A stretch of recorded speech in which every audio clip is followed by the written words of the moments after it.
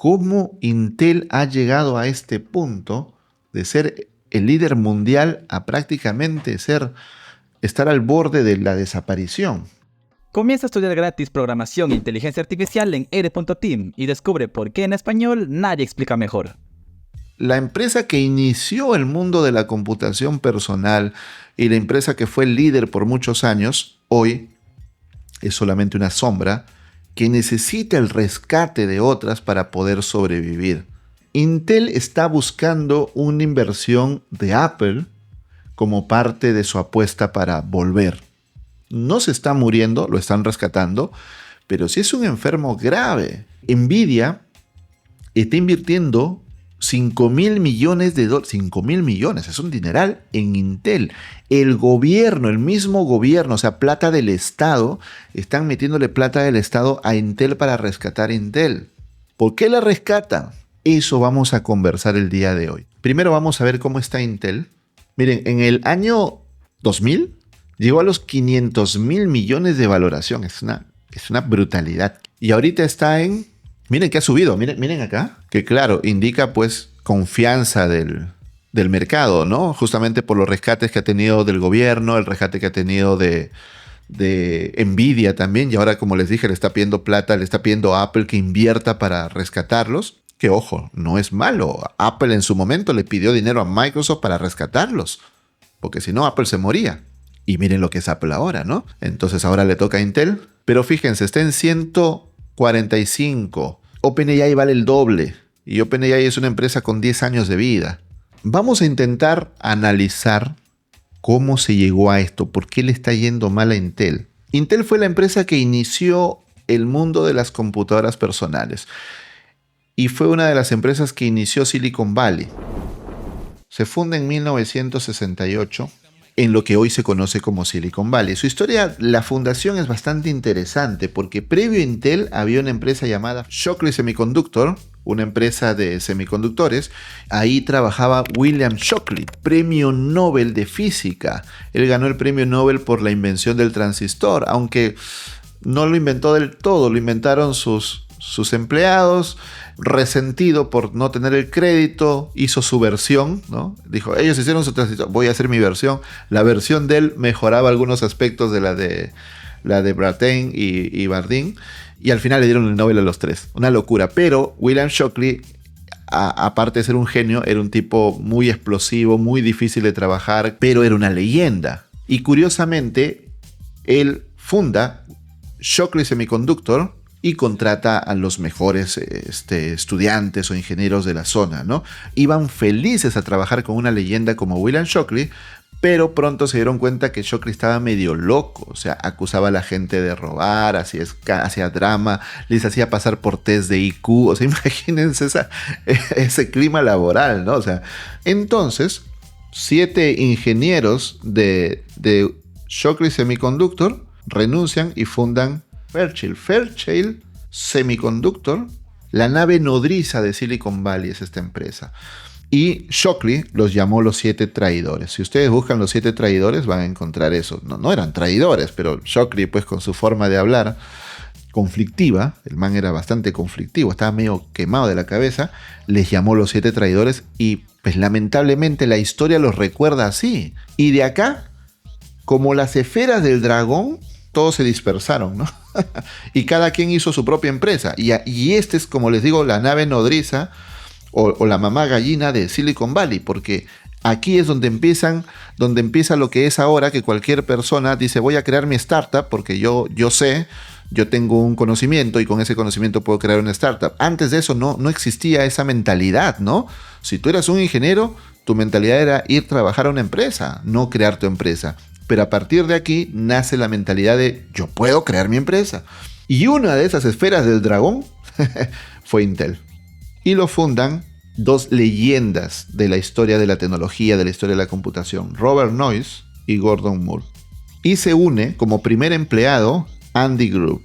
Este era el genio operativo, el genio ejecutor. Ellos dos eran los técnicos, los magos en temas de chips, de procesadores, de física. Él era el paranoico que hacía que las cosas funcionen. Era una especie de de Steve Wozniak y Steve Jobs, para que se hagan una idea de lo grande que era Andy Grove a nivel negocios. Cuando Apple pasaba por momentos difíciles, por momentos de cambio, por crisis, Steve Jobs buscaba el consejo de Andy Grove. Imagínense el nivel de leyenda de este hombre. Hey tú, sí, tú. ¿Te gustan nuestros videos? ¿Sabes dónde más encuentras esta calidad de explicación? En nuestros más de 250 cursos de tecnología e inteligencia artificial. Y lo mejor es que tenemos 50% de descuento para estudiantes como tú. Postula en ed.team/becas y no te pierdas esta oportunidad. El link está en la descripción. Tú eliges si quieres cambiar tu vida hoy mismo o quedarte donde ya estás. Piénsalo. Ahora sí, continuamos con el video. Entonces, ellos nacen no haciendo procesadores, ellos nacen haciendo memorias, que al final de cuentas siguen siendo chips, ¿no? ¿Qué cosa es un chip? Es un montón de transistores, muchos transistores, metidos en una sola pieza, ¿no? Eso es un chip. Porque antes los transistores tenían que ponerse uno por uno, pues imagínate, 100 transistores, ¿qué espacio ocupaban? 1000 transistores, ¿qué espacio ocupaban? 2000 transistores, pues, toda una casa, ¿no? Para meter 2000 transistores. Entonces, el invento de los chips, que es meter muchos transistores en una sola pieza, fue una maravilla y se podía meter cada vez más. Entonces, ellos empiezan con memorias y Andy Grove se da cuenta que el precio de los chips iba a ir disminuyendo y la cantidad de transistores iba a ir duplicándose. Entonces, él propone la famosa, bueno, no la llamó ley de Moore, pero prácticamente fue tan acertada que la historia la terminó llamando ley de Moore, ¿no? La ley de Moore es que cada 2 años la cantidad de transistores se va a duplicar y el precio del chip va a bajar, ¿no? Con esa ley se podía predecir el futuro de la tecnología, el futuro de la industria, ¿no? Y tenían por otro lado a este loco que hacía que todo funcione. Tan loco este man que tiene un libro llamado Solo los paranoicos sobreviven. Así se llama su libro. Y Steve Jobs decía que todo ejecutivo o todo líder de negocios tiene que leer este libro. Imagínense, estamos ante una leyenda. Tan leyenda que como negocio paralelo a las memorias, en 1971 lanzan su primer chip, el Intel 4004, de 4 bits. En 1974 lanzan el 8008. Este fue el primer microprocesador de la historia. ¿Qué cosa es un microprocesador? Un microprocesador es un chip programable. Tú por instrucciones de software le puedes programar, mientras que los otros chips tienen funciones ya específicas, ¿no? Entonces el primer microprocesador, ¿no? No todo microchip es microprocesador. Repito, programable, lo puedes programar. El primer microprocesador de la historia es el Intel 4004, lanzado en 1971. Y en 1974 lanzan el 8008, el primer procesador de 8 bits. Y acá hay una historia bastante interesante. La última vez que estuvimos hablando en un live les hablé de la historia de Bill Gates, su primer código. Y él cuenta que el primer chip que ellos compraron, Paul Allen y Bill Gates, con el dinero que habían ganado programando, fue el Intel 8008. Y ellos lo envolvieron en plástico porque tenían miedo de que la estática de sus manos malogre el chip. Les costó $360. Al cambio de hoy serían $2,400. Pero se dieron cuenta que era un chip muy limitado. Y ellos se quedaron esperando el momento en que se lance la siguiente versión. Y justamente Bill Gates le decía a Paul Allen, cuando se lance la siguiente versión, empezará la computación personal, porque este chip aún no está listo, ¿no? Entonces, al año siguiente sale el 8080. Ah, no, miento. Este es 72 y este es 74. Me estoy confundiendo con los años de la computadora. Estos son chips, no computadoras. En 1974 sale el 8080, el primer con el chip que comienza la computación personal. Aquí viene el Altair 8800. Viene el BASIC de Microsoft y empieza la revolución de la computación personal, ¿no? Luego MOS Technologies lanza el MOS 6502, que es un chip compatible con este y más barato, así que esto revienta y empieza la fiebre de la computación personal. Pero ahí no queda la cosa. En 1978 Intel lanza el 8086. Una versión de 16 bits, o sea, de mayor capacidad, ¿no? Ojo con esto, ¿ah? Esto es histórico. 1978, 8086. Acuérdense ese numerito, 86. El 8086 es el primer procesador de 16 bits y su versión barata era el 8088. E IBM, ¿se acuerdan de IBM? IBM que creó una computadora personal para competir contra el Apple II. El Apple II era la computadora que lideraba la computación personal. IBM escoge la versión barata, no el 8086, sino el 8088, para su IBM PC. Y ahí pues empieza la revolución, porque muchas computadoras empezaron a sacar clones de la IBM PC y usaban los chips de Intel y usaban también el software de Microsoft, ¿no? Por eso hacia los años 90 se hablaba de Wintel, ¿no? Ese duopolio en que todo fabricante de computadoras tenía que usar los chips de Intel y el software de Microsoft para poder tener éxito en el mercado. Todo eso comienza acá. Entonces salen con el 8086 y luego con este 8086 comienza algo que nosotros conocemos como arquitectura x86. ¿Qué es x86? Todos los procesadores terminados en 86 realmente no tienen ningún significado. O sea, el nombre es un nombre sin significado. Simplemente es un nombre histórico porque el primer procesador fue 8086. Luego vinieron más procesadores que terminaban con el número 86. Y luego para referirse a todos ellos se les llamó x86. Esa arquitectura, o a esto se le llama ISA, ¿no? Que es el conjunto Instruction Set Architecture o arquitectura de conjunto de instrucciones, es decir, el tipo de instrucciones que acepta el procesador. O sea, el software está para ese procesador. Por eso tú, una aplicación construida para un procesador no lo puedes llevar a otro, ¿no? Porque tiene otro conjunto de instrucciones. Entonces, de acá vienen procesadores hechos con esa terminología, ¿no? Los x86. Fíjense, vino en 1982, vino el 80186. Luego, en el mismo 82 también, vamos a hacerlo un poco más grande, vino el 80286. No sé cuántos viejitos habrán acá, pero si están base 4 por lo menos recordarán estas épocas, ¿no? Porque en 1985 sale el 80386 y en el 89 sale el 80486. Esta de acá, este fue el primer tipo de computadoras que yo conocí, las 486. Hay un detalle y es que Intel licencia su arquitectura x86 a AMD. Hubo un juicio ahí con ellos y al final, como una especie de acuerdo entre las partes, le licencia la arquitectura x86 a AMD.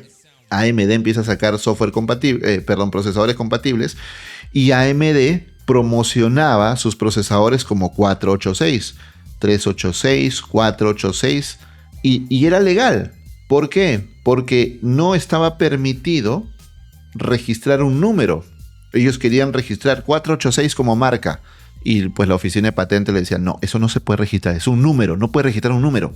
Entonces, AMD podía vender procesadores que digan 386, 486 y ganar cuota de mercado a base de la confusión del público, ¿no?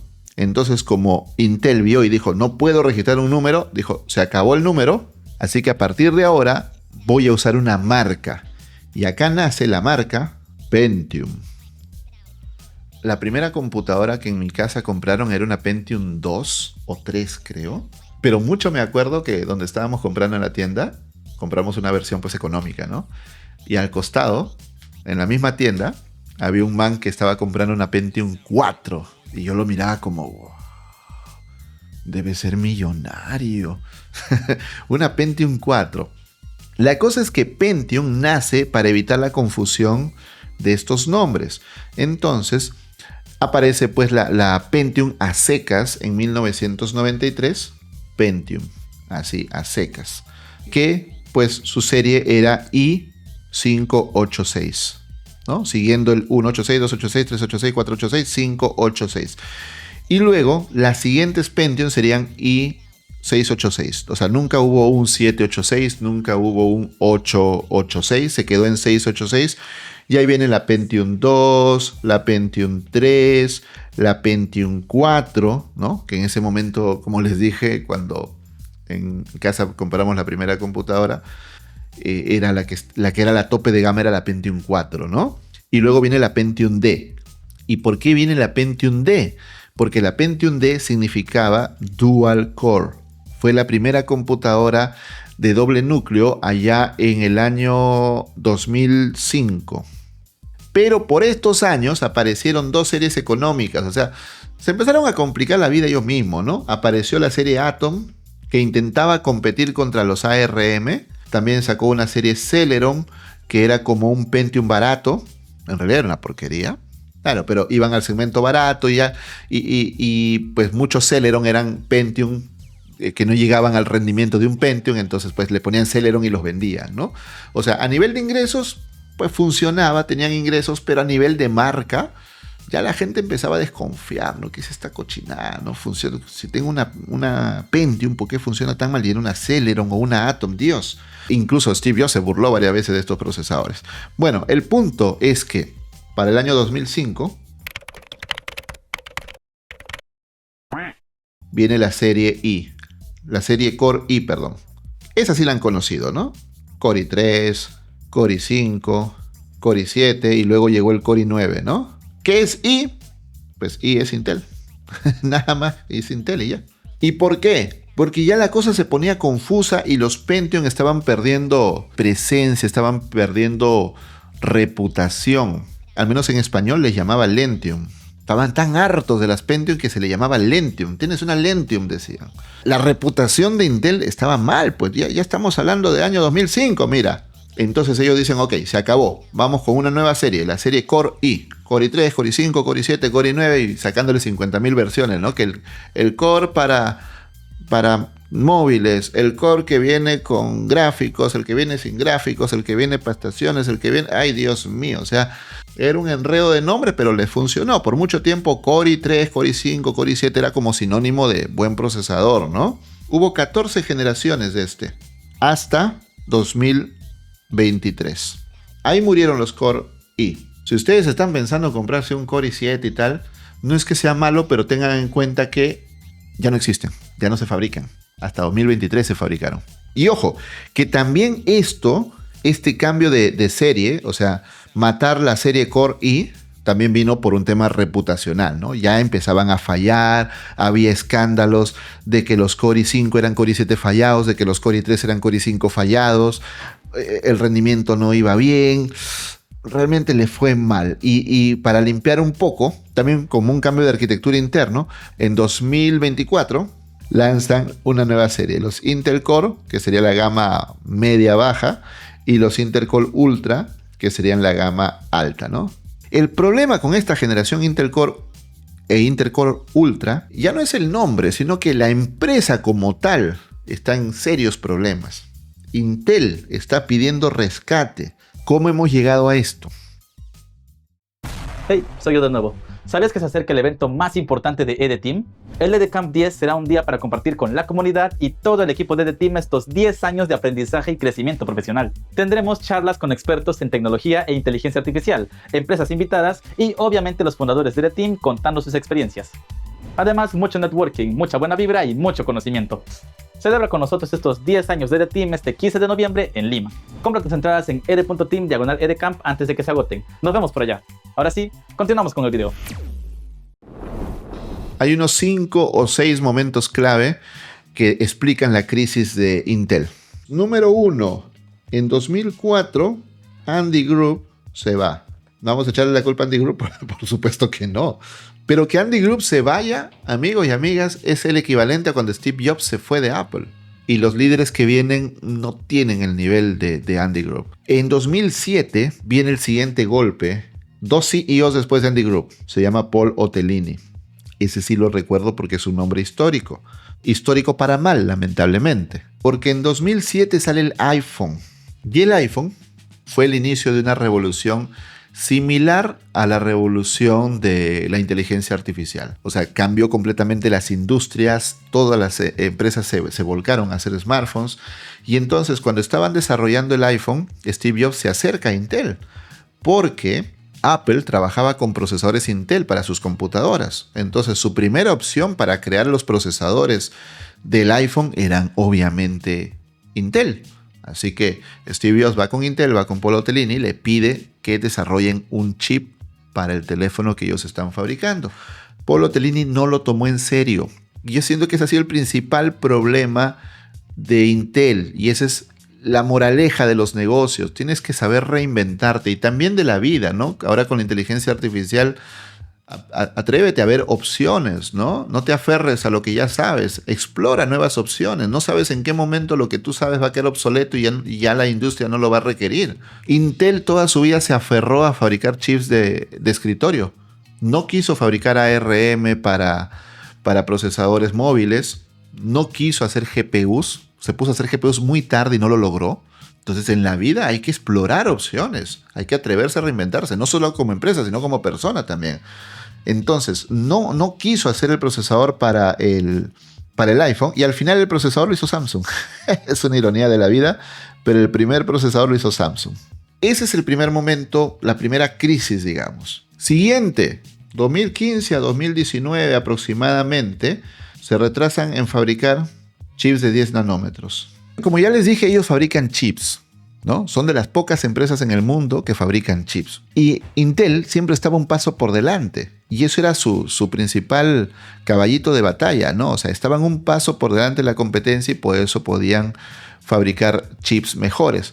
Pero del 2015 al 2019 se demoraron unos 4 años, a pesar de que en sus promociones dijeron que lo iban a lanzar pronto, un chip de 10 nanómetros. Se retrasaban 1 año, se retrasaban 2, se retrasaban 3, se retrasaban 4.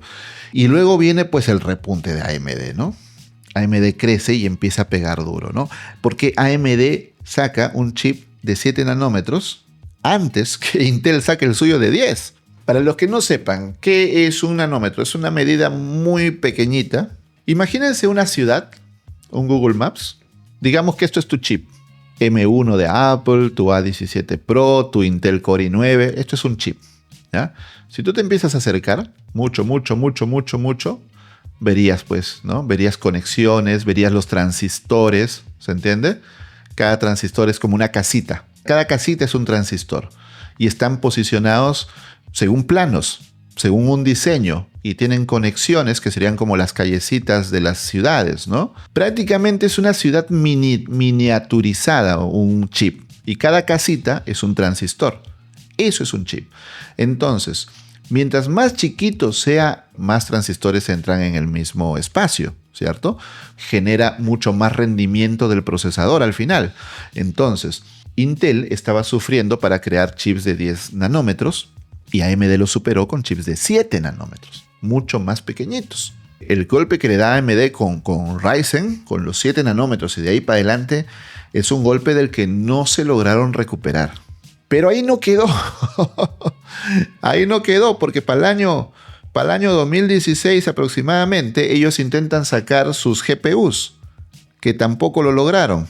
Las GPUs de Intel siempre han sido parte de su CPU. O sea, no han tenido GPUs independientes, sino gráfica integrada en el procesador, y siempre ha sido mala. Toda la vida las gráficas de Intel han sido pésimas. Por eso, si tú querías jugar, si tú querías una experiencia decente en tu computadora, aparte de comprarte tu plaquita con tu procesador de Intel, tenías que comprarte una gráfica de Nvidia, o luego AMD compra ATI. Y nuevamente volvemos a lo mismo. La empresa cerrándose en decir, yo produzco esto, yo hago chips de escritorio, no hago más. No hago móviles, no hago GPUs, no hago nada más. Solo hago chips de escritorio.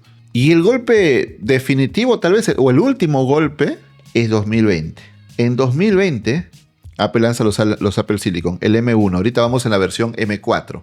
Y tú dirás, ¿por qué tiene que ver? O sea, es una empresa. Hay más empresas que van a usar los chips de Intel, ¿no? Que Apple deje de usar Intel no significa que vaya a morir Intel. No, si piensas eso es porque no entiendes este mercado.